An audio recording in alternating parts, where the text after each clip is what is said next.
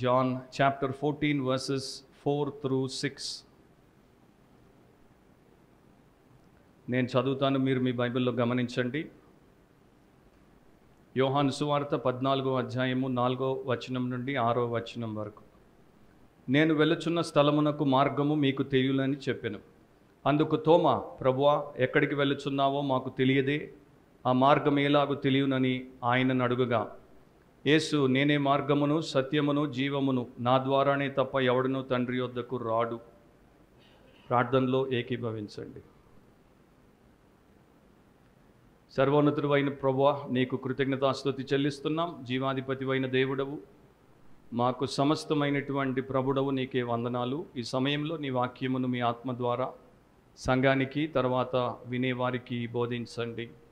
రక్షణకరముగా, రూపాంతరకరముగా చేయమని మీకే ఘనత, మహిమ, ప్రభావములు ఆరోపిస్తూ యేసు పరిశుద్ధ నామమును అడిగి ప్రార్థిస్తున్నాము తండ్రి, ఆమేన్. కూర్చోండి.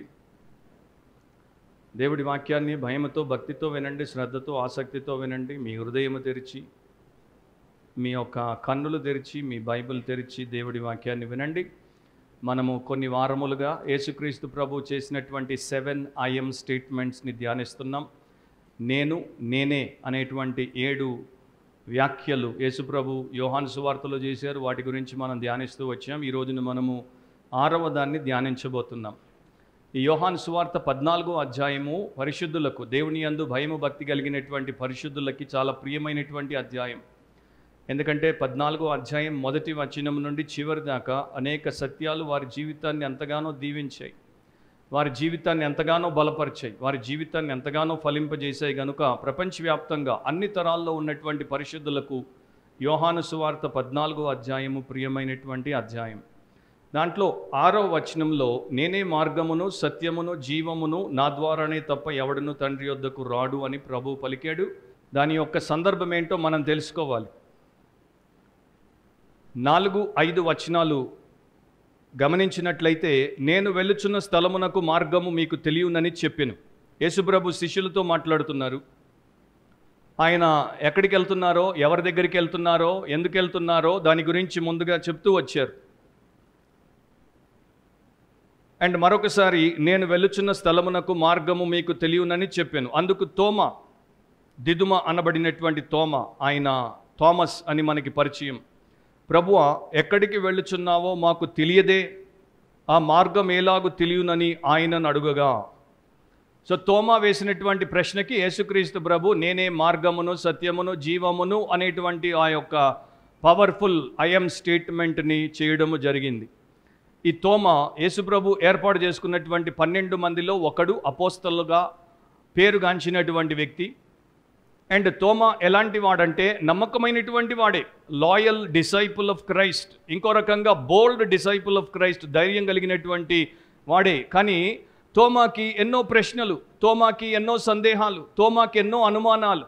అండ్ తోమా ఎట్లాంటి వాడంటే వాటిని తనలో పెట్టుకొని ఊరుకుండేటువంటి వాడు కాడు. వెంటనే అందరి ముఖము ఎదుట, అంటే ఎవరి పట్ల ఆయనకి మొహమాటం లేదు, నన్ను ఎవరేమనుకుంటారు అనేటువంటి ఆలోచన కించిత్తు కూడా లేదు. యేసును అడిగేస్తాడు, శిష్యులతో అడిగేస్తాడు.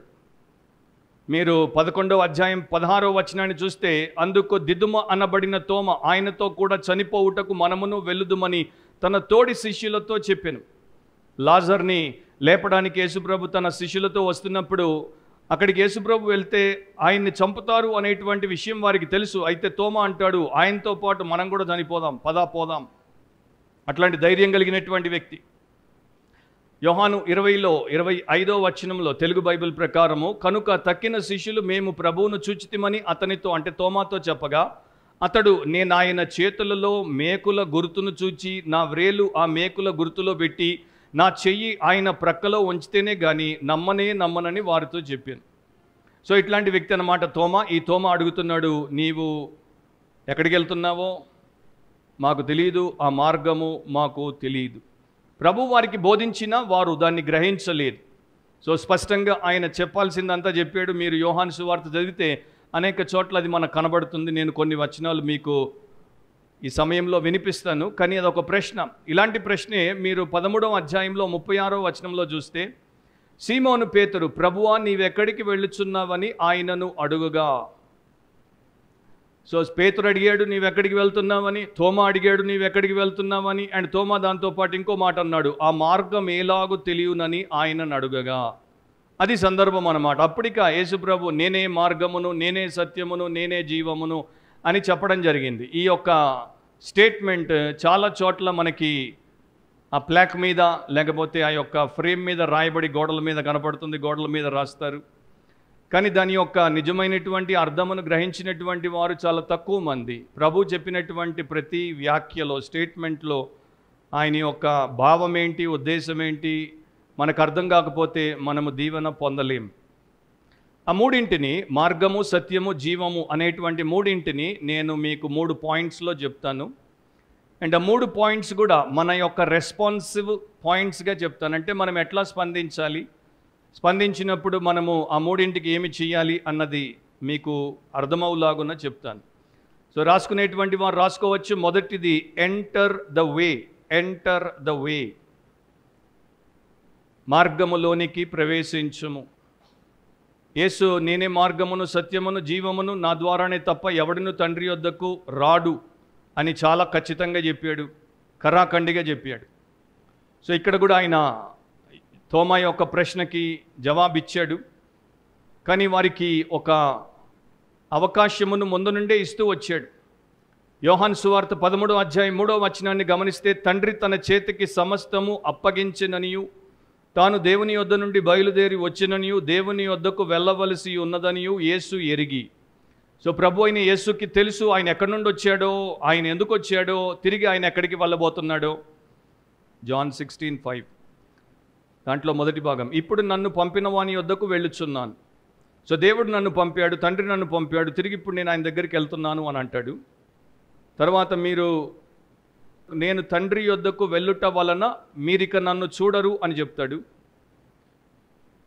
మళ్ళొక చోట 17వ వచనంలో ఇంకొక మాట చెప్తాడు, కాబట్టి ఆయన శిష్యులలో కొందరు కొంచెము కాలమైన తర్వాత నన్ను చూడరు, మరికొంచెము కాలమునకు నన్ను చూచెదరు, నేను తండ్రి యొద్దకు వెళ్ళుచున్నాననియు ఆయన మనతో చెప్పుచున్న మాట ఏమిటని ఒకరితో ఒకరు చెప్పుకొనిరి.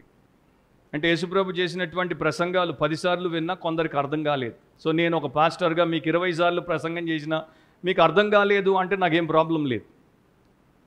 ఎందుకంటే యేసు బోధ స్వయంగా విన్నటువంటి వారికి చాలా విషయాలు అర్థం కాలేదు. సో ఇది పరిస్థితి అన్నమాట. సో ప్రభు ఏంటున్నాడు, నేను తండ్రి యొద్దకు వెళ్తున్నాను, నా తండ్రి ఇంట అనేక నివాసములు కలవు, నేను మీకు స్థలము సిద్ధపరచవెలుచున్నాను, నేను మీకు స్థలము సిద్ధపరిచిన యెడల నేనుండు స్థలములో మీరును ఉండులాగున మరలా వచ్చి నా యొద్ద నుండుటకు మిమ్మల్ని తీసుకొని పోవుదును. అది యోహాను 14లో 2-3 వచనాలు. సో ఈ ప్రకారం ఆయన స్పష్టంగా చెప్పాడు, ఆయన తండ్రి దగ్గరికి వెళ్తున్నాడు అండ్ ఆయన పరలోకానికి వెళ్తున్నాడు. ఇక్కడ యేసుక్రీస్తు ప్రభువే ఈ యొక్క మార్గమును బయలుపరుచున్నటువంటి వాడు, the revealer of the way. And రెండవది యేసుక్రీస్తే ద రిడీమర్, ఆయనే విమోచకుడు, ఆయనే ఒక దారి తప్పినటువంటి మనిషిని, ఒక త్రోవ నుండి పక్కకి పోయినటువంటి పాపాత్ముడిని తిరిగి త్రోవలోనికి తీసుకుని వచ్చేటువంటి విమోచకుడు. ఇంకో రకంగా చెప్పాలంటే దేవుడి నుండి తప్పిపోయినటువంటి ప్రతి మానవుడు, మతము, కులము, జాతి, వర్గము, వర్ణము అనేటువంటి వ్యత్యాసము లేకుండా మనుషులందరూ పాపము చేశారు, మనుషులందరూ దేవుడి నుండి దారి తప్పి దూరముగా పోయారు. అలాంటి వారందరినీ తిరిగి దేవుడి దగ్గరికి తీసుకురావాలంటే దానికి యేసే మార్గము. లోకంలో మీరు రకరకాల మనుషులను చూస్తారు, వారికి ఉన్నటువంటి అభిప్రాయాలను చూస్తారు, వారికి ఉన్నటువంటి ఆలోచనలను, ప్రగాఢమైనటువంటి విశ్వాసములను చూస్తారు. కొంతమంది మతాలను నమ్ముకుంటారు, కొంతమంది ఒక విషయాన్ని నమ్ముకుంటారు, కొంతమంది స్వనీతిని నమ్ముకుంటారు, కొంతమంది వేదాంతాన్ని అంటే ఒక సిద్ధాంతాన్ని, ఒక ఫిలాసఫీని నమ్ముతారు, కొంతమంది మనుషులను, వ్యక్తులను నమ్ముకుంటారు. వీరి ద్వారా మేము దేవుడి దగ్గరికి వెళ్ళొచ్చు అనుకుంటారు. కానీ వారు గ్రహించాల్సింది ఏంటంటే వీటికి వీరికి దేవుడితో సంబంధము లేదు. వీరిని దేవుడు నియమించలేదు. వీరిని మనం నమ్ముకుంటే నట్టేట మునుగుతాం, నిత్యనాశనానికి పోతాం. కానీ దేవుడు ఎవరినైతే లోకానికి మార్గముగా చేసి పంపించాడో, మోక్షకర్తగా ఎవరినైతే నియమించాడో ఆయన ద్వారానే మనము దేవుడి దగ్గరికి వస్తాం. సో ఎన్నో దారులు ఉన్నాయి, ఎన్నో మార్గాలు ఉన్నాయి, ఎన్నో వేస్ ఉన్నాయని లోకం మనకి చెప్తూ ఉంటుంది. అవన్నీ కూడా మనల్ని ఇంకా మోసంలోనికి తీసుకెళ్తాయి, ఇంకా మరణంలోనికి తీసుకెళ్తాయి, అండ్ నిత్యమైనటువంటి అగ్నిగంధకాలతో మండే గుండానికి తీసుకెళ్తాయి. యేసు ఒక్కడే దేవుడి దగ్గరికి, జీవములోనికి, నిత్య జీవములోనికి తీసుకెళ్తాడు, పరలోకానికి తీసుకెళ్తాడు. గ్రీకులో మార్గము అనేది హోడాస్ అనేటువంటి పదం, ఇంగ్లీష్లో వే లేకపోతే ప్యాత్ లేకపోతే రోడ్, అంటే అదొక దారి, అది ఒక రోడ్డు లేకపోతే త్రోవ లేకపోతే మార్గం. సో ఆ మార్గములోనికి మనల్ని తీసుకురావాలి. ప్రవక్త అయిన యెషయా ద్వారా 53వ అధ్యాయము 6వ వచనంలో దేవుడు సత్యాన్ని బయలుగతం చేశాడు. మనమందరము గొర్రెల వలె త్రోవ తప్పిపోతిమి. ప్రతి ఒక్కరు గొర్రెల వలె త్రోవ తప్పిపోయారు, మనలో ప్రతివాడును తనకిష్టమైన త్రోవకు తొలిగెను. సో ఇది మనిషి యొక్క ప్రాబ్లం అన్నమాట. ప్రతి ఒక్కడు తన త్రోవను ఏర్పాటు చేసుకున్నాడు, తనకిష్టమైన త్రోవను ఏర్పాటు చేసుకున్నాడు. ఒక ఆయన మతము, దేవుడి దగ్గరికి నేను పోయే త్రోవ అంటాడు. ఒక ఆయన నాస్తికవాదము, నేను బతికి గమ్యము చేరేటువంటి త్రోవ అంటాడు. ఇంకొక ఆయన ఇంకొక దాన్ని త్రోవ అంటాడు. కానీ ఇవన్నీ కూడా దారి తప్పినవి, ఇవేవి కూడా మనల్ని దేవుడి దగ్గరికి తీసుకొని రావు. కొన్నేళ్ల క్రితం ఇద్దరు భార్యాభర్తలు ఒక కారు రెంట్కి తీసుకున్నారు. రెంట్కి తీసుకున్న తర్వాత సదర్న్ ఇటలీలో ఉన్నటువంటి ఒక ప్రాంతానికి వారు షికారుకి వెళ్ళి అక్కడ 4 రోజులు ఉందామనుకున్నారు. సో వారి జీపీఎస్లో ఆ ఊరి పేరు వారు పెట్టారు. వారు వెళ్ళదలుచుకున్నటువంటి ఊరి పేరు కప్రి, CAPRI. కానీ వారిద్దరు ముసలివారు, ఏదో పొరపాటు చేశారు, CAPRI బదులు CARPI కొట్టారు, కార్పి కొట్టారు. వారికి తెలియలేదు. సో డ్రైవింగ్ మొదలుపెట్టారు, పోతూనే ఉన్నారు 400 కిలోమీటర్లు పోయిన తర్వాత వారికి అర్థమైంది ఏదో మనకి సరిగ్గా లేదు, మనము పోవాల్సినటువంటి డెస్టినేషన్కి పోతున్నట్టు లేదు, ఎక్కడికో పోతున్నామని. అక్కడికి వచ్చిన తర్వాత అక్కడ ఉన్నటువంటి ఒక వ్యక్తిని అడిగారు. ఆ అధికారి ఏం చెప్పాడంటే, మీరు పొరపాటు చేశారు, మీరు వెళ్ళాల్సిన చోటికి కాకుండా ఇక్కడికి వచ్చేసారు, మీరు ఇప్పుడు మరలా జీపీఎస్లో వెళ్ళాల్సినటువంటి స్థలాన్ని పెట్టుకొని వెనక్కి తిరిగి వెళ్ళండి అంటే పాపం వాళ్ళిద్దరూ నిష్ఠూరపడి వెనక్కి తిరిగి మళ్ళా ఆ యొక్క 100 కిలోమీటర్లు ప్రయాణం చేయాల్సి వచ్చింది. నాకు దారి తెలుసు, నేను పోతాను అంటే దిక్కు లేకుండా పోతావు. ఎందుకంటే దేవుడు ఆయన యొక్క పరలోకానికి ఒకే ఒక దారిని ఏర్పాటు చేశాడు. దేవుని యొక్క పరిశుద్ధ సన్నిధానానికి దేవుడు ఒకే ఒక దారిని ఏర్పాటు చేశాడు. ఆ దారి గుండానే పోవాలి, కానీ మరో దారి గుండా మనం వెళ్ళలేం. అండ్ ఈ దారి ఒక పర్సన్, ఈ దారి ఒక వ్యక్తి. లోకంలో మతము మనకి ఇచ్చినటువంటిది ఏంటంటే ఒక ఆచారాన్ని ఇస్తుంది, ఒక రిచువల్ని ఇస్తుంది, ఒక హ్యాబిట్ని ఇస్తుంది, ఒక అలవాటుని ఇస్తుంది. కానీ దేవుడు ఒక వ్యక్తిని మనకు మార్గముగా ఏర్పాటు చేశాడు. అందుకనే Christianity is not a ritualistic religion. Christianity is not a life filled with routine habits. Christianity is a dynamic relationship with the living Lord Jesus Christ.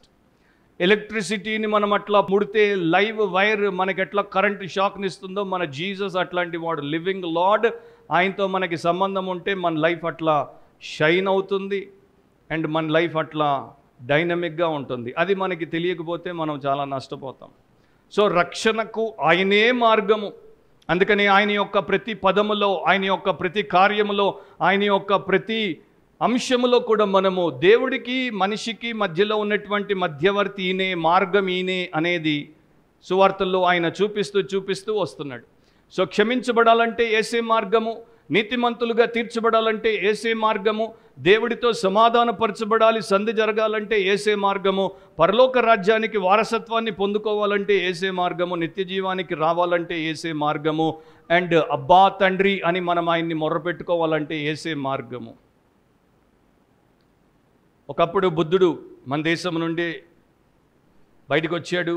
తర్వాత బుద్ధిజం ప్రపంచంలో అనేక ప్రాంతాలకు వెళ్ళింది. బుద్ధుడు ఇట్లా అనేవాడు ప్రారంభంలో, యేసు కన్నా ముందున్నటువంటి వ్యక్తిన, తప్పిపోయినటువంటి పాత మార్గమును నేను వెలికి తీశాను.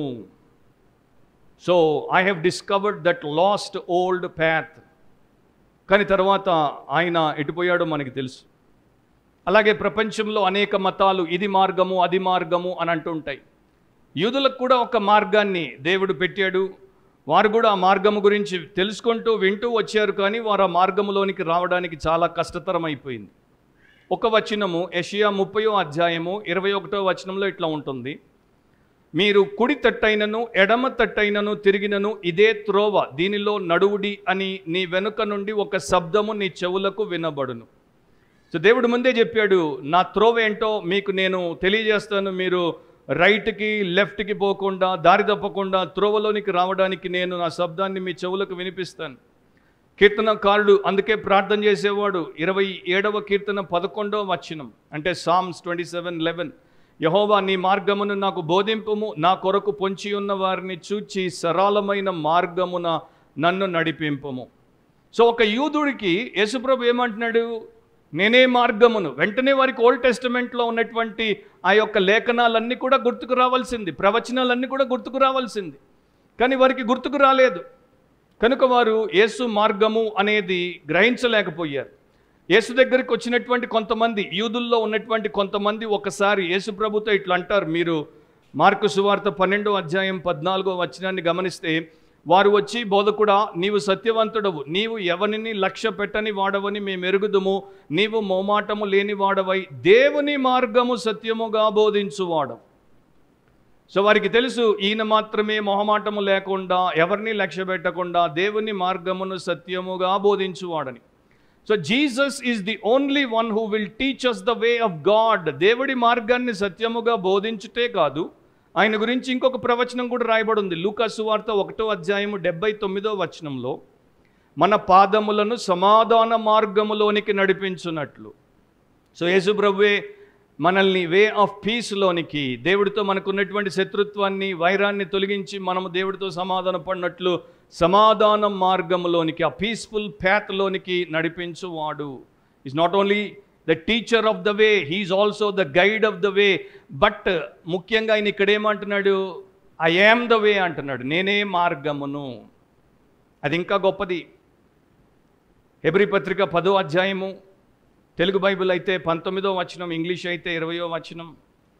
సహోదరులారా, యేసు మన కొరకు ప్రతిష్ఠించిన మార్గమున, అనగా నూతనమైనదియు జీవము గలదియు ఆయన శరీరము అను తెర ద్వారా ఏర్పరచబడినదియునైన మార్గమున.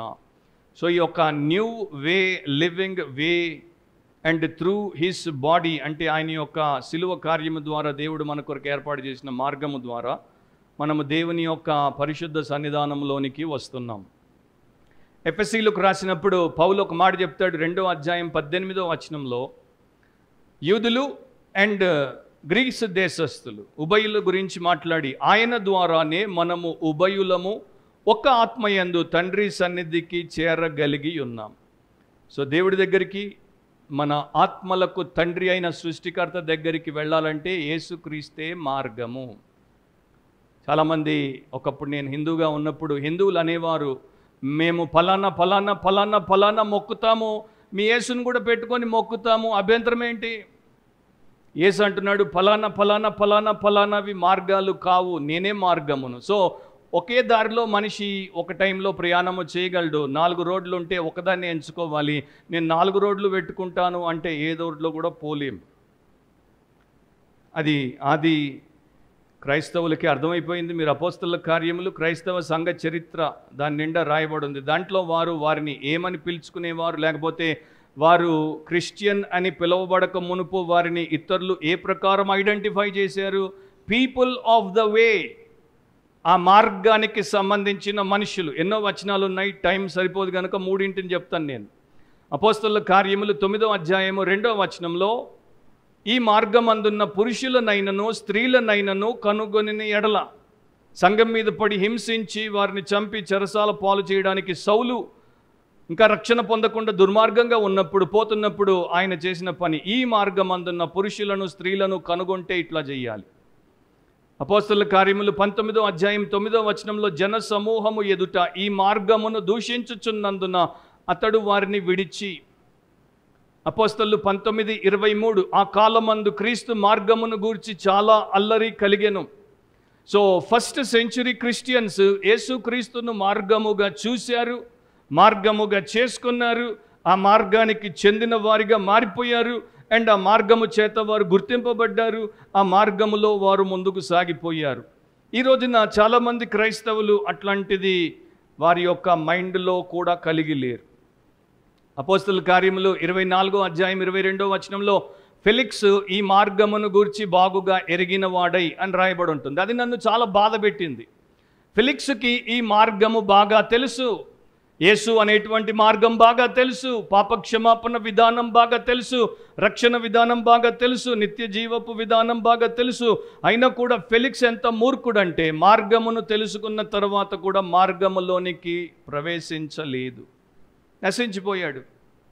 యెషయా గ్రంథము 40వ అధ్యాయం 3వ వచనంలో ఇట్లా ఉంటుంది: ఆలకించుడి, అడవిలో ఒకడు ప్రకటించుచున్నాడు, ఎట్లనగా అరణ్యములో యెహోవాకు మార్గము సిద్ధపరచుడి, ఎడారిలో మా దేవుని రాజమార్గము సరళము చేయుడి. దేవుడు చెప్పాడు, దేవుడు చేశాడు.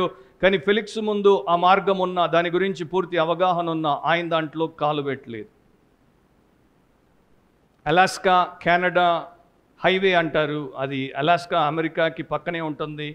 సో అలాస్కా కెనడా హైవే ఇది రెండవ ప్రపంచము కాలానికన్నా ముందే దీన్ని కట్టారు. కానీ ఆ టైంలో పక్కపక్కనే ఉంది కనుక జస్ట్ ఒక దారిలాగా వేశారు, దాన్ని ప్రాపర్గా వారు కన్స్ట్రక్ట్ చేయలేదు. 1948లో దీన్ని పబ్లిక్ చేశారు. అండ్ ఆ టైంలో అక్కడ ఒక బోర్డు పెట్టారు, అదంతా కూడా మట్టి కంకర. సో మట్టి కంకరలో వెహికల్ పోవాలంటే ఎంత కష్టమో తీసుకెళ్ళిన వాళ్ళకి బాగా తెలుసు. సో అక్కడ పెట్టినటువంటి బోర్డు ఏంటంటే, వచ్చే 200 మైళ్ళు మీరు ఎంచుకునే దారి గురించి జాగ్రత్త, వచ్చే 200 మైళ్ళు మీరు ఎంచుకునే దారి గురించి జాగ్రత్త. ఎందుకంటే ఒక్కసారి రట్టులో పడ్డారా ఇక అంతే మీ పని. తెలుసు కదా, సమ్టైమ్స్ మనము మట్టి రోడ్లలో పడి దారి తప్పిపోతాం. అండ్ మన వెహికల్స్ గుంటలో పడవచ్చు, లేకపోతే బుడదలో ఇరుక్కోవచ్చు, నానా యాతన.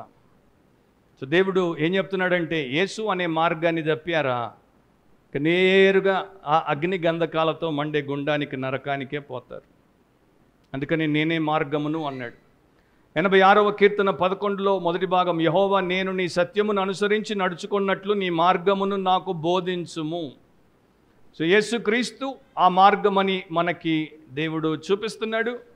Christ is the way, for he recovers man from his godless wanderings. దేవుడు లేకుండా దారి తప్పి తిరుగుతున్నటువంటి వాడిని యేసుక్రీస్తే దారిలో పెడతాడు. అది మొదటి విషయం. రెండవ పాయింట్ రాసుకునేటువంటి వారు, examine the truth. Examine the truth. సత్యమును పరీక్షించండి, సత్యమును పరీక్షించండి. నేనే మార్గమును తర్వాత సత్యమును అని ప్రభు చెప్పాడు. అంటే మనకి ఒకే ఒక సత్యం ఉంది, ప్రపంచంలో 10 సత్యాలు లేవు. హిందువుకు ఒక సత్యము, ముస్లింకి ఒక సత్యము, యూదుడికి ఒక సత్యము, జైనుకు ఒక సత్యము, సింధీకి ఒక సత్యము, సిక్కుకో సత్యము, క్రిస్టియన్కో సత్యము, రస్తాఫరియన్కి ఒక సత్యము. అట్లా అన్ని సత్యాలు లేవు. ట్రూత్ ఈజ్ అబ్సల్యూట్, అంటే ఒకే ఒక సత్యం. సూర్యుడు ఒకడే ఉన్నాడు, చంద్రుడు ఒకడే ఉన్నాడు, అది తిరుగులేని సత్యం. అట్లాగే దేవుడి సత్యం ఒక్కటే. అంటే యేసుప్రభు అంటున్నాడు, నేనే సత్యం. నేను నాన్ క్రిస్టియన్స్కి, అంటే వేరే మతాలకు సంబంధించినటువంటి వారికి సువార్త చెప్పినప్పుడు, ఓ మా బుక్లో కూడా అట్లాంటి టీచింగ్ ఉంది, మా గ్రంథంలో కూడా అట్లాంటి ట్రూత్ ఉంది, మా గ్రంథంలో కూడా అదే సత్యం ఉంది. అదే సత్యం మీ గ్రంథంలో ఉండదు, ఈ గ్రంథంలో ఉండదు, ఇంకో గ్రంథంలో లేదు.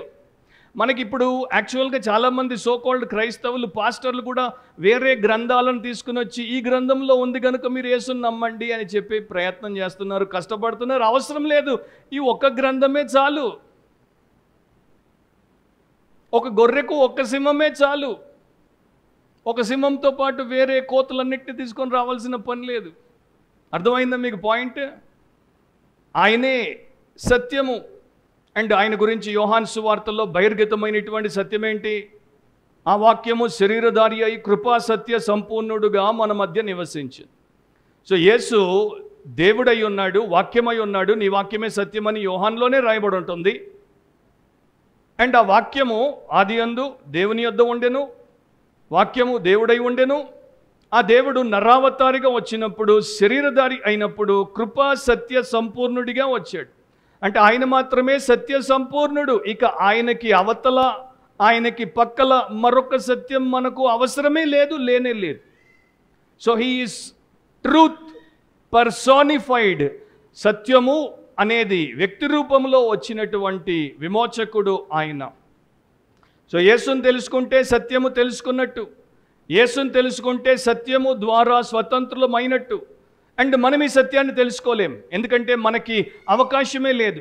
ఒక మనిషి తనంతట తాను దేవుడి సత్యాన్ని తెలుసుకోలేడు. కనుక దేవుడు అన్నాడు, ఈ సత్యము వారికి బయలుపరచడానికి నిన్ను నేను పంపుతున్నాను. కనుక యేసుక్రీస్తు నరావతారిగా లోకంలోనికి వచ్చాడు. యేసుప్రభు లోకంలోనికి రాకమునుపు 2000 years బ్యాక్ గ్రీక్ ఫిలాసఫర్స్, ప్రపంచం ఇప్పటికి కూడా గౌరవించేటువంటి ఫిలాసఫర్స్ ఇద్దరు ఏమన్నారో నేను మీకు చెప్తాను. ఒకటి ప్లాటో ఏమన్నాడు? The father of the world is hard to discover and when discovered cannot be communicated. ఈ లోకపు తండ్రిని కనుక్కొనుట కష్టము, కనుక్కున్నా కూడా ఆయనతో సంభాషించుట కష్టము అన్నాడు. ఏ తండ్రినైతే మీరు కనుక్కోలేమనుకున్నారో, ఏ తండ్రినైతే మీరు చేరి సంభాషించలేమనుకున్నారో, ఆ తండ్రిని ప్రత్యక్షపరచుటకు సత్యమైనటువంటి క్రీస్తు లోకానికి వచ్చాడు. అందుకని ఆయన పేరు ఇమ్మాన్యుయల్, గాడ్ విత్ అస్, మనతో ఉన్న దేవుడు. అరిస్టాటిల్ ఆయన ఏమన్నాడు వినండి. The mind as it came from it's master is organised for truth. ఈ మనస్సు దాని యొక్క యజమాని లేక సృష్టికర్త నుండి వచ్చింది, అది సత్యము కొరకు అమర్చబడి ఉంది. కన్ను వెలుగును చూచుటకు, చెవి శబ్దమును వినుటకు ఎట్లా సృష్టించబడ్డాయో, మనిషి యొక్క మనస్సు సత్యము కొరకు దేవుడి చేత సృష్టించబడింది. అండ్ ఆ సత్యము కొరకు అందరూ ఎదురు చూస్తున్నారు. యేసుప్రభు వచ్చి అంటాడు, నేనే సత్యమును. సో కంటికి వెలుగు కలిగినప్పుడు ఎంత లోపల ప్రశాంతత ఉంటుంది. చెవికి శ్రావ్యమైనటువంటి సంగీతం విన్నప్పుడు హృదయం ఎంతగా ఉత్తేజభరితమవుతుంది. అదే ప్రకారము యేసు అనే సత్యము ఒక అసత్యములో బతికేటువంటి వాడికి లభించినప్పుడు వాడి జీవితం అట్లా తరించిపోతుంది. సో అక్కడేమో ఫెలిక్స్ మార్గము గురించి తెలుసుకొని దారి తప్పిపోయాడు. ఇప్పుడు ఇంకొకడు సత్యమును తన ముందు నిలువెత్తు నిలబెట్టుకొని దారి తప్పిపోయాడు. యోహాను సువార్త 18వ అధ్యాయం 38వ వచనం. అందుకు పిలాతు సత్యమనగా ఏమిటి అని ఆయనతో అనెను, లేక ఆయనతో చెప్పింది. సో తీర్పులో యేసుప్రభు పిలాతు ముందు నిలబడ్డాడు. పిలాతు ఆయనతో మాట్లాడుతున్నప్పుడు ఆయన ఎక్కువ జవాబులు ఇవ్వట్లేదు. ఆ టైంలో పిలాతు సత్యమనగా ఏమిటి అని ఆయనతో చెప్పాను. సో సత్యము నేనే అని ఆయన చెప్పాడు. ఆయన ఎదుట నిలబడ్డాడు. అయినా కూడా పిలాతు సత్యమును తెలుసుకోలేక నాశనం అయిపోయాడు. సో యేసుప్రభు దేవుడికి సంబంధించినటువంటి వాక్య ప్రత్యక్షతను లోకానికి ఇచ్చాడు. రెండవది, దేవుడు ఏమిటై ఉన్నాడో యథార్థంగా యేసుప్రభు తన వ్యక్తిత్వములో లోకానికి చూపించాడు. దేవుడు పరిశుద్ధుడు, దేవుడు ప్రేమస్వరూపుడు, దేవుడు క్షమాగుణం గలవాడు, దేవుడు మనిషిని విమోచించేటువంటి వాడు అనేది అనేక రకాలుగా ఆయన చూపించాడు. చరిత్రలో princess Elizabeth Stuart, Charles the first England యొక్క రాజు, ఆయన యొక్క కుమార్తె ఎలిజబెత్ స్టూవర్ట్ చిన్న పిల్లగా ఉన్నప్పుడు 6 years అప్పుడే ఆమెను అరెస్ట్ చేశారు. ఆ దేశంలో అరాచకవాదం ఉన్నప్పుడు చార్ల్స్ని ఎగ్జిక్యూట్ చేయకముందు, ఆయన చంపక మునుపు ఆయన యొక్క కుమార్తె 6 ఏళ్ల వయసులో ఉన్నటువంటి ఎలిజబెత్ని అరెస్ట్ చేశారు. 14 ఏళ్లకి ఆమె చనిపోయింది. కానీ గమనించండి, ఎలిజబెత్ యొక్క సాక్ష్యం ఎంత గొప్పదో. ఇప్పుడు మీరు ఐల్ ఆఫ్ వైట్ అనేటువంటి ఒక ద్వీపానికి వెళ్తే అక్కడ న్యూపోర్ట్ చర్చ్ అని ఉంది. ఆ చర్చ్లో ఈమె యొక్క సమాధి ఉంటుంది. అండ్ ఆ సమాధిని చాలా విశిష్టముగా బైబిల్ మీద తల పెట్టుకొని నిద్రపోతున్నటువంటి 14 ఏళ్ల ఎలిజబెత్ మనకు కనబడుతుంది. అంటే అక్కడ ఒక మాట రాశారు, ఎలిజబెత్ న్యూమోనియా వచ్చి చనిపోయింది. కానీ దాదాపు 8 ఏళ్ళు, 6 years నుండి 14 years వరకు జస్ట్ ఒక టీనేజ్ అమ్మాయి చెరసాల్లో ఉంది, కుటుంబానికి దూరంగా ఉంది, తోబుట్టువులకు దూరంగా ఉంది, స్నేహితులకు దూరంగా ఉంది. భవిష్యత్తు ఎట్లా ఉంటుందో తెలియదు. తండ్రిని చంపేస్తున్నారని తెలుసు. ఒకే ఒకసారి తండ్రిని ఆయన్ని చంపకముందు చూసింది. కానీ ఆ టైంలో ఎలిజబెత్ న్యూమోనియాతో చనిపోయినప్పుడు ఆమె యొక్క ఆలోచన ఏమై ఉండింది అనేది వారు అక్కడ రాశారు. నా యొద్దకు రండి ప్రయాసపడి భారం మోసుకొనుచున్న సమస్త జనులారా, నేను మీకు విశ్రాంతినిత్తును. సో అలాంటి దుర్భరమైనటువంటి పరిస్థితుల్లో ఎలిజబెత్ ఏం చెప్తుందంటే, నేను యేసుని నమ్మాను, యేసు నాకు విశ్రాంతినిచ్చాడు, ఆయనే నమ్మదగినటువంటి వాడు, సత్యవంతుడు. సో నాకు ఇట్లాంటి చారిత్రాత్మకమైనటువంటి విషయాలు చూసినప్పుడు విన్నప్పుడు నాకు అనిపిస్తుంది, 14-year-old ఎలిజబెత్ అట్లా ఉండగలిగితే మనలో ఎవరైనా ఉండొచ్చు. ఇట్లాంటి వారు మనకి సాక్ష్యమును ఇవ్వడమే కాదు, మనల్ని ప్రోత్సహించడమే కాదు, బలపరచడమే కాదు, మనల్ని సవాలు కూడా చేస్తారు. ఎలిజబెత్ లాగా మనం ఎందుకు లేం? ఎలిజబెత్ రాజ్యాన్ని కోరుకోలేదు, ఎలిజబెత్ ప్రపంచ సుఖాల్ని కోలుకోలేదు. ఎలిజబెత్ తన ఆత్మకు కావలసినటువంటి సంతృప్తి తన స్వరక్షకుడైన యేసులో పొందుకున్నదామె. సో ఎంతోమంది ఇది సత్యము అది సత్యం అన్నారు, కానీ నేనే సత్యం అనలేదు. ఒక ఓల్డ్ స్కాలర్ ఇట్లా అంటాడు, ఒక పాఠము చెప్పినప్పుడు, ఒక అంశం, ఒక సబ్జెక్ట్ గురించి పాఠము చెప్పినప్పుడు, పాఠము చెప్పేటువంటి బోధకుడు ఆ పాఠమై ఉండడు. ఫర్ ఎగ్జాంపుల్, ఎవరైనా ఆస్ట్రానమీ గురించి నేర్పించినప్పుడు వారు ఆ యొక్క గుణ లక్షణములను కలిగి ఉండరు. జియోమెట్రీ గురించి నేర్పించినప్పుడు వారు దాని ప్రకారం మారరు. కానీ ఎవరైనా మోరల్ ట్రూత్ నేర్పిస్తే, నైతిక సత్యము నేర్పిస్తే, వారు నైతిక సత్యానికి నిదర్శనగా, ప్రతీకగా ఉంటారు. సో సత్యము చెప్పినప్పుడు దాని ప్రకారం ఉన్నవారే దానికి న్యాయము చేస్తారు అండ్ ఇతరులకి అది ఉపయోగకరంగా ఉంటుంది. ఒక వ్యభిచారి పవిత్రత గురించి బోధించలేడు. ఒక పిసిని కొట్టు దాతృత్వం గురించి బోధించలేడు. ఒక అహంకారి వినయము గురించి బోధించలేడు. ఒక విసుగు చెంది పరుగు తీసేవాడు ప్రశాంతత గురించి బోధించలేడు. ఒక పగాద్వేషంతో రగిలిపోయేటువంటి వాడు ప్రేమ సౌందర్యం గురించి బోధించలేడు.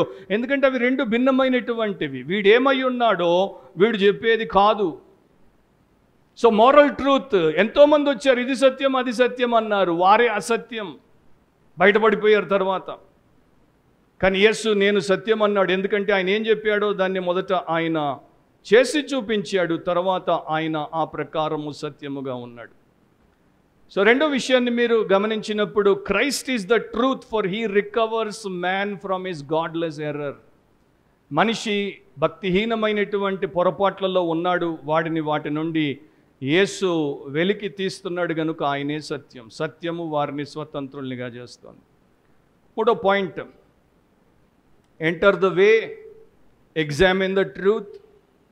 మూడవది, embrace the life. Embrace the life. ఆ జీవమును హత్తుకొనుడి. జీవమును అన్నాడు, నేనే జీవమును. యోహాను సువార్త 1వ అధ్యాయం 4వ వచనం, ఆయనలో జీవం ఉండెను, ఆ జీవము మనుష్యులకు వెలుగై ఉండెను. అందుకనే మనం చూసాం, నేను లోకానికి వెలుగును అన్నప్పుడు ఆయన ఎందుకు అంటున్నాడు? ఎన్నో కారణాలు ఆ రోజున మనం చూసాం. ఆయన ద్వారానే మనిషికి వెలుగు, ఆయన ద్వారానే మనిషికి జీవం. యోహాను సువార్త 3వ అధ్యాయము 16వ వచనం మనందరికీ చాలా ప్రియమైన ఫేవరెట్ వర్స్. కానీ 15th ఇంకొక గొప్ప సత్యం ఉంది. అలాగే విశ్వసించు ప్రతివాడును నశింపక ఆయన ద్వారా నిత్య జీవం పొందినట్లు మనుష్య కుమారుడు ఎత్తబడవలెను. సో మనిషి కుమారుడైనటువంటి యేసుక్రీస్తు శిలువ మరణం పొందినప్పుడు, భూస్థాపితం చేయమన్నప్పుడు, 3వ దినమున తిరిగి లేచినప్పుడు ఆయన యందు విశ్వాసం ఉంచిన ప్రతివాడు నశింపక ఆయన ద్వారా నిత్య జీవం పొందడానికి ఆయన ఈ లోకానికి వచ్చాడు. ఆయన ట్రూత్ గివరే కాదు, ఆయన రియల్ లైఫ్ గివర్. మనకి జీవాన్ని ఇచ్చేటువంటి వ్యక్తి ఆయన మాత్రమే. ఇక ప్రపంచంలో పెద్దలు, లేకపోతే తత్వశాస్త్రవేత్తలు, ఫిలాసఫర్స్ రకరకాలుగా చెప్పారు. కన్ఫ్యూషియస్, యేసు ప్రభు కన్నా 600 సంవత్సరాల క్రితం ఉన్నటువంటి ఒక చైనీస్ ఫిలాసఫర్, ఆయన ఏమన్నాడు? పరలోకము నుండి మనుషుల మేలు కొరకు ఈ లోకములోనికి జీవము ఒక వెలుగులాగా వచ్చింది, అది అందరి మీద పడితే వారికి మేలు. అదే టైంలో దాదాపుగా బ్రాహ్మణులు, మన దేశంలో ఉన్నటువంటి వారు, వారి ప్రకారం చెప్పారు, ఒక ఆత్మ గొప్ప అండ్ ఘనమైనటువంటి మేలు పొందడానికి, ఈ లోకములో అది సిద్ధి పొందడానికి, అంటే అది సంపూర్ణతలోనికి రావడానికి అది తిరుగుతూ ఉంటుంది, అంటే అది వాండర్ అవుతూ ఉంటుంది. బుద్ధుడు ఆల్రెడీ నేను మీకు ఒక మాట చెప్పాను, ఇంకో మాట అన్నాడు, సెల్ఫ్ రినౌన్సియేషన్, అంటే స్వంతమును ఉపేక్షించుకుంటేనే మనం ఆ యొక్క అమోఘమైనటువంటి మోక్షం, నిర్వాణాన్ని పొందుకుంటామన్నాడు. బుద్ధుడు కూడా యేసు ప్రభు కన్నా ముందే ఈ మాట చెప్పాడు. ఇక అట్లా చాలామంది చెప్పారు. కానీ ప్రభు ఏమంటున్నాడు? నేనే జీవమును అని అంటున్నాడు. నేనే జీవమును. ఇద్దరు బ్రదర్స్ ఉండేవారు, చిన్నపిల్లలు. ఒక ఆయన పేరు చార్లీ, ఇంకొక ఆయన పేరు విల్లీ. సో చార్లీతో విల్లీ అంటున్నాడు, విల్లీ, మనకి దేవుడు జీవాన్ని ఇచ్చాడు, లైఫ్ని ఇచ్చాడు, ఎంత బాగుందో చూడు, 2 చేతులు పైకి ఎత్తొచ్చు, ఆ 2 చేతులను వాడొచ్చు, ఆటలు ఆడొచ్చు, కాళ్ళతో పరుగులు తీయొచ్చు, సంతోషించవచ్చు, కళ్ళతో చూడొచ్చు, చెవులతో వినొచ్చు, నోటితో తినొచ్చు, అంతా బాగుంది. కానీ మనలో మొత్తం అంతా సజీవంగా ఉంటే బాగుంటుంది. మనలో మొత్తం అంతా సజీవంగా లేకుండా కొంత భాగము చచ్చిపోయి ఉంటే మాత్రం అది బాగా ఉండదు. సో చార్లీ విల్లీని అడిగాడు, మనలో అంతా జీవమే కదా ఉంది, మనలో చచ్చిపోయిన భాగం ఏంటి అని. అది నాకు అర్థం కాలేదు అంటే నేను ఎప్పుడు వినలేదు మనలో చచ్చిపోయిన భాగం ఉందని. మనం బతుకున్నామంటే అంతా బతుకుందే కదా. అప్పుడు నాకు తెలుసు మనలో చచ్చిపోయిన భాగం ఏంటో, ఎందుకంటే అది నా యొక్క అనుభవం. నేను అందరికీ బతుకున్నట్టు నాకు కూడా బతుకున్నట్టు అనిపించాను, కానీ నాలో ముఖ్యమైనటువంటి భాగము చచ్చిపోయి ఉంది. నా ఆత్మ దేవుడి విషయంలో చచ్చిపడుంది. దేవుడు నాతో మాట్లాడుతుంటే నాకు బొత్తిగా వినబడట్లేదు. దేవుడు నన్ను చూడు అంటుంటే నాకు ఆయన బొత్తిగా కనబడట్లేదు. దేవుడు నీవు నన్ను ప్రేమించాలి అని చెప్తే నేను ప్రేమించుట అనేది చేయలేదు, ఎందుకంటే నాకు చేత కాలేదు. ఆ సమయంలో యేసుప్రభు తన యొక్క వాక్యము ద్వారా, తన ఆత్మ ద్వారా అపరాధాల్లో పాపాల్లో చచ్చినటువంటి నాకు జీవం పోశాడు. ఇప్పుడు నేను fully alive, no part in me is dead. నాలో ఏ భాగము మృతి చెంది లేదు. మనిషి ఏ మతంలో పుట్టినా, ఏ స్థితిగతులతో పుట్టినప్పుడు చచ్చిన స్థితిలో పుడుతున్నాడు, అది అందరికీ తెలుసు. ఏలయనగా పాపం వలన వచ్చు జీతము మరణం. కానీ యేసు ప్రభు ఏం చేశాడు? దేవుడి కృపావరం ఏంటి? మన ప్రభు అయిన క్రీస్తు యేసునందు నిత్య జీవం, నిజమైన జీవము, సమృద్ధి గల జీవము, నిత్య జీవం అన్నీ కూడా యేసుక్రీస్తులోనే ఉన్నాయి. సో నేను 1990 ఏప్రిల్ 13 వరకు చచ్చిన వాడను, అంటే శారీరకంగా మానసికంగా బ్రతికి ఉన్నాను, లైఫ్ ఉందనుకుంటున్నాను, ఇతరులు కూడా అనుకుంటున్నారు. కానీ నేను స్పిరిచువల్గా డెడ్ పర్సన్ని. ఆ రోజున యేసు నాకు లైఫ్ని ఇచ్చాడు. ప్రపంచంలో లైఫ్ ఉందనుకుంటారు చాలామంది, అది పెద్ద మోసం, పెద్ద మూర్ఖత్వం.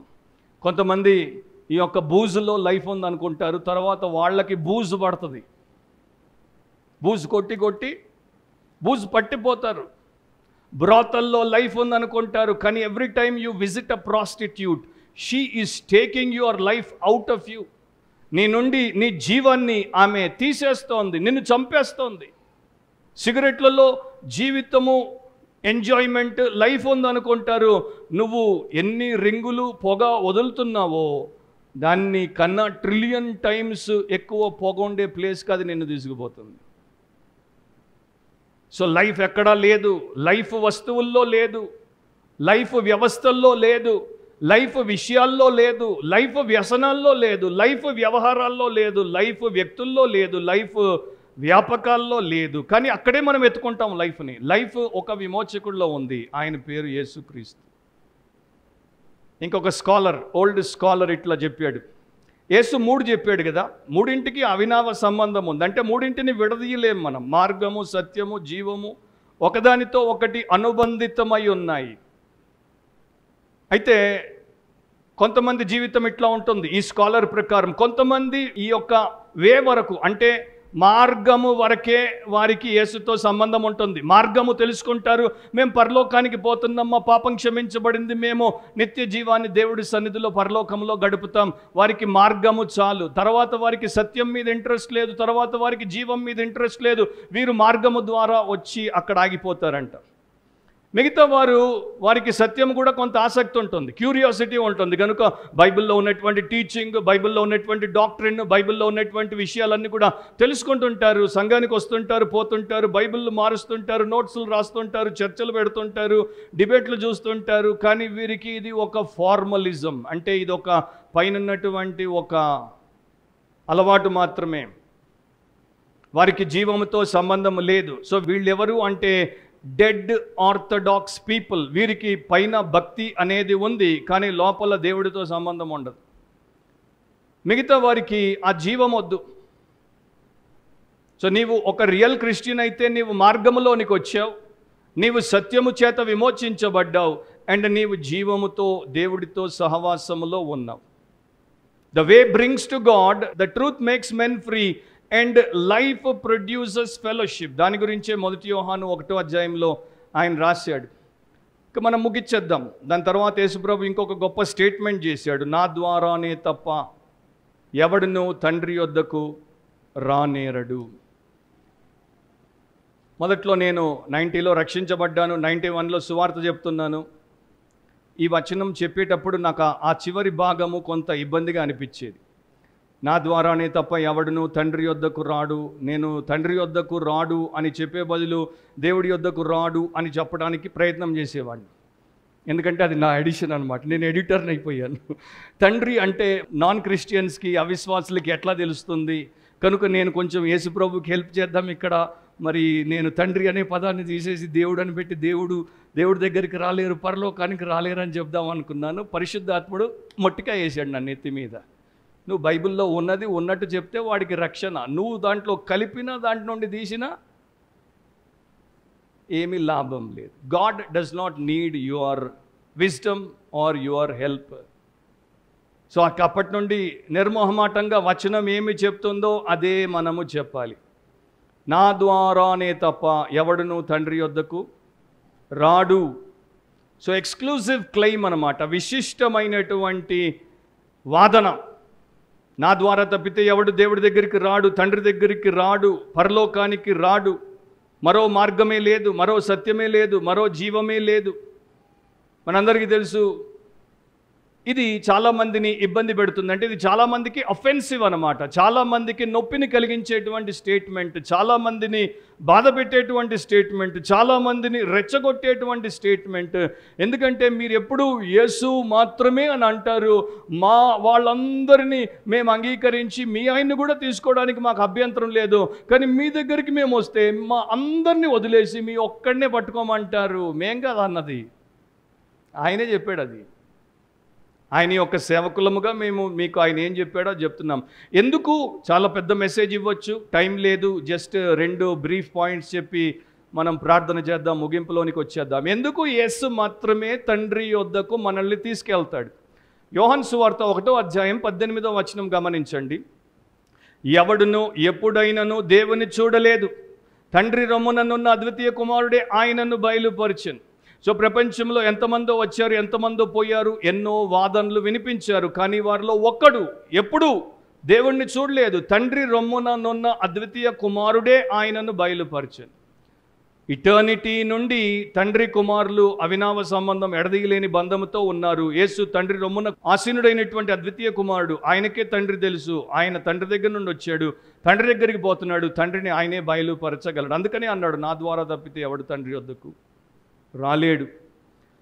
యోహాను 3వ అధ్యాయం 13వ వచనంలో కూడా గమనించండి. మరియు పరలోకము నుండి దిగి వచ్చిన వాడే, యేసుప్రభు ఒక్కడే పరలోకము నుండి దిగి వచ్చాడు, ఇంకెవ్వరూ పరలోకము నుండి దిగి రాలేదు. ఈ లోకంలోనే దిక్కుల నుండి వచ్చారు. అనగా పరలోకములో ఉండు మనుష్య కుమారుడే తప్ప పరలోకమునకు ఎక్కిపోయిన వాడెవడునూ లేడు. ధ్యానించండి ఆ మాటలు. యోహాను 8వ అధ్యాయం 42వ వచనంలో యేసు వారితో ఇట్లనెను, దేవుడు మీ తండ్రి అయిన ఎడల మీరు నన్ను ప్రేమింతురు. నేను దేవుని యొద్ద ఉండి బయలుదేరి వచ్చి ఉన్నాను, నా అంతట నేనే వచ్చి ఉండలేదు, ఆయన నన్ను పంపెను. కనుక ఇప్పుడు నేను దేవుడి దగ్గరికి అందరినీ తీసుకొని వెళ్ళగలను. So exclusive claim of Jesus, Yesu ద్వారానే రక్షణ. ఓల్డ్ టెస్టిమెంట్లో దేవుడు అంటాడు యెషయా 43:11లో, నేనే యెహోవాను, నేను తప్ప వేరొక రక్షకుడు లేడు. యేసు అన్న పేరు మరి యెహోవా పేరులో నుండే వచ్చింది. మనందరికీ తెలుసు అపోస్తలుల కార్యములు 4వ అధ్యాయం 12వ వచనంలో చాలా అద్భుతమైనటువంటి వచనం అది. జాగ్రత్తగా వినండి, నేను చదివేటప్పుడే. మరి ఎవని వలనను రక్షణ కలుగదు, ఈ నామముననే మనము రక్షణ పొందవలెను గాని ఆకాశము క్రింద ఇయ్యబడిన మనుషులలో మరి ఏ నామమున రక్షణ పొందలేము అనెను. ఎవడి ద్వారా రక్షణ కలగదు? యేసును తప్ప. ఈ నామముననే మనము రక్షణ పొందవలెను. ఆకాశము కింద మనుషుల్లో ఇయ్యబడిన మరి ఏ నామమున, 1000 నామాలు ఉండొచ్చు వేరే వారివి, మేము రక్షకులము అని ప్రకటించుకున్నవారు 1,00,000 ఉండొచ్చు, కానీ ఏ నామమున రక్షణ పొందలేం. ఈ నామముననే మనము రక్షణ పొందవలెను. ఎవని వలనను రక్షణ కలుగదు, యేసు ద్వారానే రక్షణ. అంత క్లియర్గా చెప్పిన తర్వాత ఇక దాన్ని మనము క్రిస్టియన్గా, బిలీవర్గా మనము గ్రహించి మనము దాన్ని ఇతరులకు బోధిస్తే అమోఘంగా ఉంటుంది. నాకు చిన్నపిల్లలు అంటే ఇష్టము. చిన్నపిల్లల రియల్ లైఫ్ ఇన్సిడెంట్స్ హిస్టరీలో చదువుతూనే ఉంటాను. ఇంకొక చిన్న పాప, చిన్నపిల్లల గురించి ఎందుకు చెప్తానంటే ఆ పెద్దోళ్ళకి కొంచెం కనువిప్పు కలుగుతుందండి. పెద్దోళ్ళ గురించి చెప్తే అనుకుంటారు, చిన్నపిల్లలు అమ్మో అంత చిన్నపిల్ల అంత చేసింది, ఆ పిల్లోడు అంత చేశాడా, వాడికి అంత బుద్ధి ఉందా, నాకు లేదే అని కొంచెం కొట్టుకుంటారు వెనకాల. సో ఈ చిన్న పాప మరణకరమైన రోగంతో ఉంది. డాక్టర్ వచ్చి తల్లిదండ్రిని బయటికి పిలిచేదో చెప్పిపోయాడు. ఫాదర్ లోపలికి వచ్చాడు గదిలోకి. ఫాదర్ వంక దీనంగా చూస్తూ నేను చచ్చిపోతానా డాడీ అంటే ఫాదర్ అన్నాడు, డాక్టరు నీవు ఎక్కువ కాలం బ్రతకవు అంటున్నాడమ్మా. చూడండి ఎట్లా ఉంటుందో కాన్వర్జేషన్. నేను చచ్చిపోతానా డాడీ అంటే డాక్టర్ నీవు ఎక్కువ కాలం బ్రతకవు అంటున్నాడమ్మా. నాకు తెలుసు డాడీ, సమాధి చీకటితో ఉంటుంది, మరి నాతో పాటు నువ్వు కూడా వస్తావా? ఆయన కంట్లో నీళ్లు తిరిగాయి. నేను రాలేనమ్మా, వద్దామనుకున్న రాలేను, ప్రభు నన్ను పిలిచేంత వరకు నేను నీతో రాలేను. పోనీ మమ్మీ అయినా నాతో పాటు ఆ చీకటి సమాధిలోకి వస్తుందంటే అమ్మ కూడా రాలేదు. అమ్మ నిన్ను ఎంత ప్రేమించినా నీతో వద్దామనుకున్న అమ్మ కూడా రాలేదు. అప్పుడు పాప అటువైపు గోడ వైపు తిరిగి ఏడ్చింది. ఏడ్చిన తర్వాత ఆమెకి చిన్నప్పటి నుండి యేసు గురించి బోధించారు కనుక కాసేపు తేరుకున్న తర్వాత, ఏం పర్వాలేదు డాడీ, మమ్మీ డాడీలు రాకపోయినా యేసు వస్తాడుగా నాతో, ఆయన వస్తాడమ్మా. యేసు ఆ చీకటి సమాధిలోనికి నాతో వస్తే నాకు భయం ఎందుకు డాడీ అని చనిపోయింది. సో యేసుప్రభు అంటాడు, చిన్నపిల్లలకి పరసంబంధమైనటువంటి జ్ఞానము దేవుడు విపరీతముగా ఇస్తాడు ఇట్లాంటి వారికి. గాఢాంధకారపు లోయలో ఆయన మనతో ఉంటాడు. అగస్టిన్ అనేవాడు, I am the way leading to the truth, I am the truth promising life, I am the life which I give. సత్యానికి నడిపించేటువంటి మార్గాన్ని నేను, జీవాన్ని వాగ్దానము చేసేటువంటి సత్యాన్ని నేను, అండ్ జీవం ఇచ్చేటువంటి జీవాన్ని నేను అంటున్నాడు యేసు ప్రభు ఇక్కడ. ఇంకో భక్తుడు అన్నాడు, మోషేలాగా నేను మీకు మార్గమును చూపిస్తాను అని ఆయన అనలేదు. ఏలియాలాగా ఇదిగో నేను మీకు సత్యాన్ని ప్రకటిస్తున్నాను అని ఆయన అనలేదు. అపోస్తల్లో ఒకరిలాగా ఇదిగో ఇది జీవము, దీంట్లోనికి ప్రవేశించండి అని కూడా ఆయన అనలేదు. నేనే మార్గమును, నేనే సత్యమును, నేనే జీవమును అన్నాడు ఆయన. థామస్ ఏ కెంపిస్ ప్రముఖ థియోలోజియన్, ఆయన అంటాడు, without the way there is no going, without the truth there is no knowing, without the life there is no living. మార్గము లేకపోతే ముందుకు ప్రయాణమే లేదు, సత్యము లేకపోతే మనం ఏమీ తెలుసుకునే లేము, జీవము లేకపోతే మనకు జీవించే అవకాశమే లేదు. సో ప్రభు ఏమంటున్నాడు, నేనే మార్గమును, నన్ను మీరు అనుసరించండి, నేనే సత్యమును, నన్ను మీరు నమ్మండి, నేనే జీవమును, నా కొరకు మీరు నిరీక్షించండి. అండ్ ఈయన ఎట్లాంటి మార్గం అంటే చెక్కు చెదరినటువంటి మార్గము, అండ్ ఏ మాత్రము కూడా దారి తప్పించినటువంటి, తప్పు లేనటువంటి సత్యము, అండ్ అంతము కానటువంటి జీవం ఆయన. సో ఒకసారి ఆలోచించండి, మీరా మార్గంలో ఉన్నారా? మీరా సత్యమును గ్రహించారా? మీరా జీవమును హత్తుకున్నారా? ఒక భక్తుడు ఈ మూడింటికి ఇట్లా జవాబిచ్చాడు, how can I be saved, నేను ఎట్లా రక్షించబడగలను? Jesus said, I am the way, నేనే మార్గం అన్నాడు నా ప్రభు. నేను రెండో ప్రశ్న వేశాను, how can I be sure, నేను ఎట్లా ఖచ్చితంగా ఉండగలను ప్రభువా? ఐ యామ్ ద ట్రూత్ అన్నాడు ప్రభు, నేనే సత్యమును అన్నాడు. How can I be satisfied lord, నేను ఎట్లా తృప్తి పడతాను ప్రభువా? ఐ యామ్ ద లైఫ్ అన్నాడు ఆయన.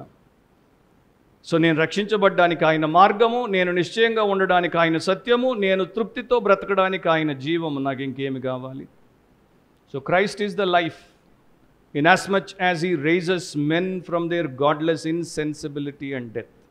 సో దేవుడి స్పృహ లేక మరణములో పడి ఉన్న వారిని దేవుడు యేసుక్రీస్తు ద్వారా తిరిగి లేపుతాడు. ఆయనే మార్గము, ఆయనే సత్యము, ఆయనే జీవం. ప్రార్థనలో ఏకీభవించండి. ఒకసారి మీరు ఆలోచించండి, మీ జీవితంలో యేసే మార్గమా? మీ జీవితానికి యేసే సత్యమా? మీకు యేసే జీవమా? అయితే మీరు ధన్యులు. మీరు తండ్రి వద్దకు వెళ్ళుటకు ముందుకు పోతున్నారు, పరలోకానికి చేరుతారు. నిత్యత్వములో ఆయన ఉన్న స్థలములో, ఆయన సిద్ధపరిచిన గృహములో ఆయనతో మీరు ఉంటారు. లేకపోతే మీరు నాశన మార్గములో, నిత్య నాశనములో ఉన్నారు. ఈరోజు మీ పాపం ఒప్పుకొని విడిచిపెట్టి పశ్చాత్తాపడి యేసు ప్రభు వైపు తిరిగి ఆయన్ని విశ్వసించి రక్షణ పొందవచ్చు. అలా మీరు పొంది మార్గము, సత్యము, జీవముగా యేసును కలిగి ఉంటారని ఆశిస్తున్నాను, ప్రార్థిస్తున్నాను. పరిశుద్ధుడైన మా దేవా, మీ వాక్యము నాకు మాకు చేసిన మేలు ఎనలేనిది. అలాగే ఇంకా అనేకులకు ఈ వాక్య పరిచర్య ద్వారా చేయమని, రక్షణ లేని వారిని రక్షించండి, రక్షించబడిన ప్రతి ఒక్కరిని రూపాంతరపరచండి. నీ మార్గమును కనుగొన్న ఏ ఒక్కరూ అక్కడితో ఆగిపోకుండా నీ సత్యములో స్థిరపడటకు సహాయము చేయండి. నీ సత్యములో స్థిరపడిన ప్రతి ఒక్కరూ నీ జీవము కలిగి నీ అన్యోన్య సహవాసములో సార్థకత పొందుటకు కృప చూపించమని యేసు పరిశుద్ధ నామమును అడిగి ప్రార్థిస్తున్నాం తండ్రి. ఆమేన్.